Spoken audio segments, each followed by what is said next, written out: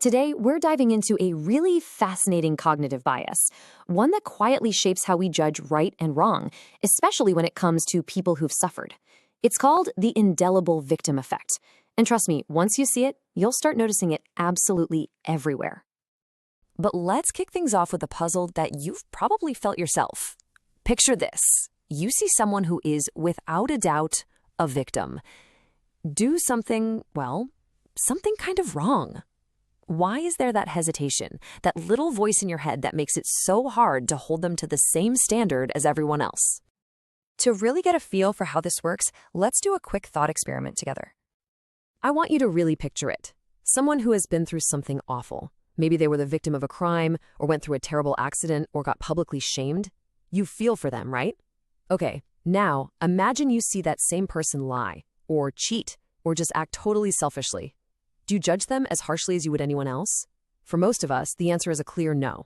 Something inside us just softens the blow. Well, that feeling, that little pull you just felt, it has a name. It's a really powerful psychological phenomenon that researchers have pinned down. It's called the indelible victim effect. And that word, indelible, is key. It means it cannot be erased. Once we see someone as a victim, that label just sticks. So, the official definition is that it's a cognitive bias where our perception of someone as a victim basically locks in their moral status. We sort of decide they are good or pure, and that idea becomes incredibly hard to change, even if they do something wrong down the line. You know, researchers use some pretty great analogies for this. They call it a moral free pass or even a moral shield. It's like their past suffering literally protects them from our judgment, deflecting any future criticism that comes their way.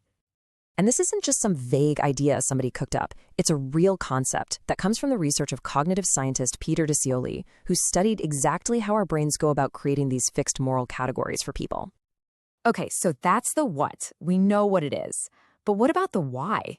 How does this actually work inside our brains? Yeah, what's the step-by-step process that takes us from simply seeing someone in pain to handing them a moral free pass?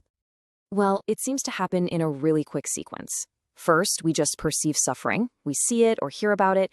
Then, boom, our emotional response kicks in. Empathy, compassion. All of that happens before any deep logical thinking. Third, based on that wave of emotion, we make a snap moral judgment. This person is a victim, and victims are good. And finally, and this is the kicker, that status gets locked in. It becomes a permanent part of how we see them. So the crucial takeaway here is that this is basically a battle between our heart and our head. And our immediate gut-level emotional reaction to seeing someone in pain is just so powerful that it often completely steamrolls a more detached, objective look at their actual behavior. Emotion gets there first, and it sets the rules of the game.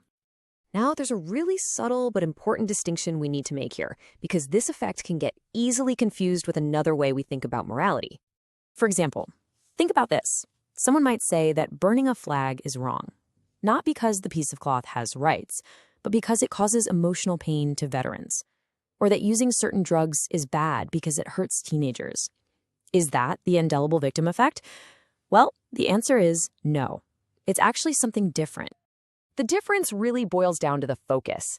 The indelible victim effect is all about the person. Their status as a victim gives them that moral shield we talked about. But this other thing, moral proxy harm, is all about the action. An act is seen as wrong because it causes emotional distress to someone else.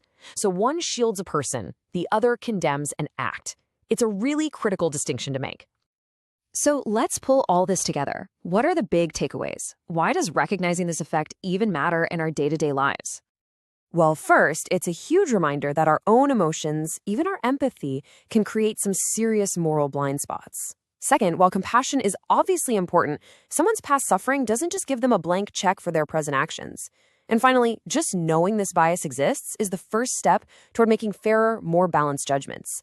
It also explains why public opinion can be so sticky. Once a public figure is painted as a victim, it can be almost impossible to change people's minds about them, no matter what they do next. So I'll leave you with this question. Now that you have a name for this very human tendency, where are you going to start seeing the indelible victim effect play out?